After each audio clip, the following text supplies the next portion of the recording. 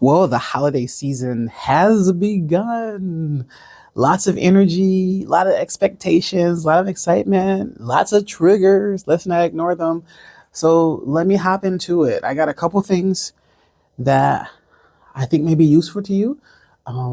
So if you got your journals or your notes app open, like when you hear the sound of my voice, you should just default get my journal out because I'm about to get a juicy nugget. Number one, check in on your breath today. Check in on your breath today.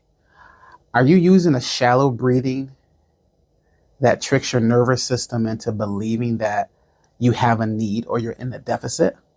Right? My shallow breathing, which means I'm breathing from like my chin to the middle of my chest. It's a quick breath. It's a short inhale, short exhale, but not the deep diaphragmatic breath that we should all be taking. If I'm finding that it's hard for me to default to that deep breath, that if I'm not using that throughout the day, I need to start training myself to do that. Because here's the problem. Here's the problem with the short breath. The short breath, or what I like to call the shallow breath, tricks my brain into believing that I should be moving faster, that I should be doing more. And oftentimes that's either for me to avoid a big emotion, to avoid a big letdown, to avoid something heavy that either I know it's coming, it's happened before, or I'm fearful it's happened before, right? Or to avoid the shame I'm going to feel after a situation happens. What we often do is we heavy load ourselves with tasks and with successes that we want to get just in the purpose of avoiding something big. So number one is checking on your breath. Make sure I'm getting the adequate breath. Make sure I'm using the deep breathing. Not every situation requires the 3x3 or the box breathing, but man, we need to be using it a lot more throughout the day, especially during this season. Two, checking on my surroundings. Am I in safe spaces? Am I in spaces where, one, I'm welcomed? Am I in spaces that I've been invited to? Are they physically safe for me? Do they have a representation that this space was cultivated for my goodness? Is that space clean and organized? I would tell you, you're more unproductive and definitely more anxious. You're in a space that's not clean and not organized. And three, am I appreciative of the space I'm in? How much gratitude am I showing?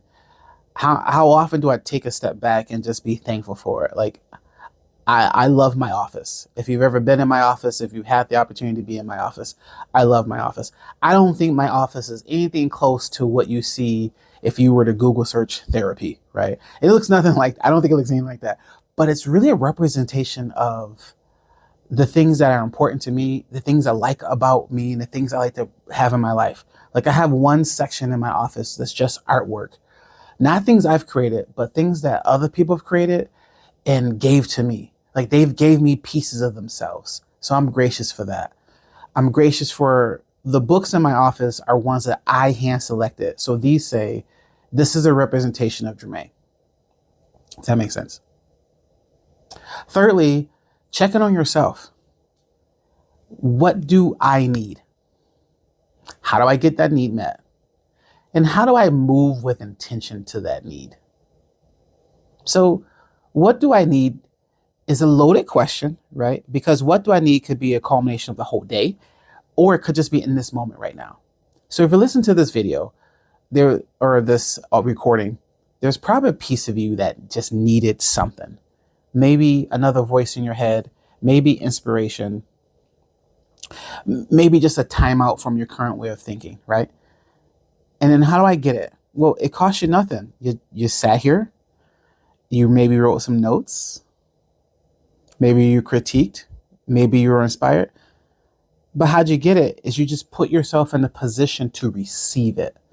Sometimes we get our needs met just that simply by just putting ourselves in a position for the need to just drop in our laps. But I have to be emotionally aware. I have to be emotionally available, and I have to be intellectually available. So that's basically what moving with intention means. It means making myself available to do the thing I said I'm going to do, to receive the thing I want to receive, and to have a plan, to not go at it haphazardly. Haphazardly. That's it. Add that to the list of words that I can't say. Haphazardly, right? Moving with intention is powerful. It's powerful. It really tells all your parts that are trying to work for your best interests, like your aggressive part, your angry part, your hurt part, your sympathetic part, your empathetic part, the manager part. It tells all those parts that we can do this together, and that's got to feel good. If I keep moving with intention, I start moving with an increased value of self. And we know you can spend a lot of time in a therapist's office talking about your own self-value. The fourth thing that I want to talk about is navigating family during the holidays. First and foremost, any of you that has had the very specific opportunity of being around family that makes you want to pull your hair out, I want to pause and say, congratulations, you made it another year.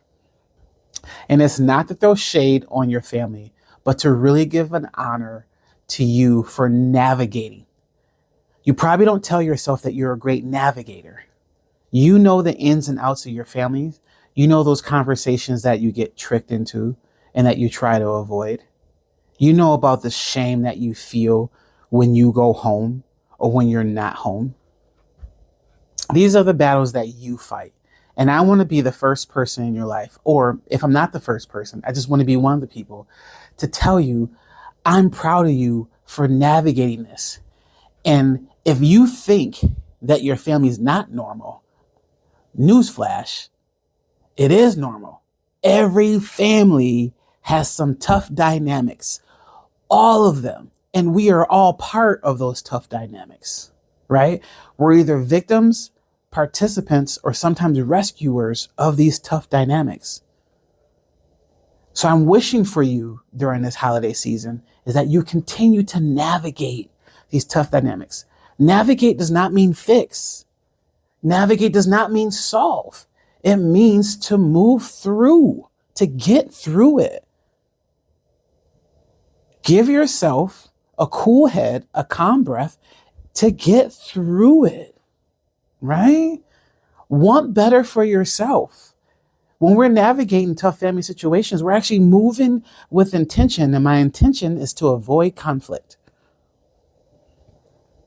So I wish for you a very healthy, happy holiday season. However you celebrate, wherever you celebrate, whatever you do, I'm wishing for you the best holiday season you've ever had.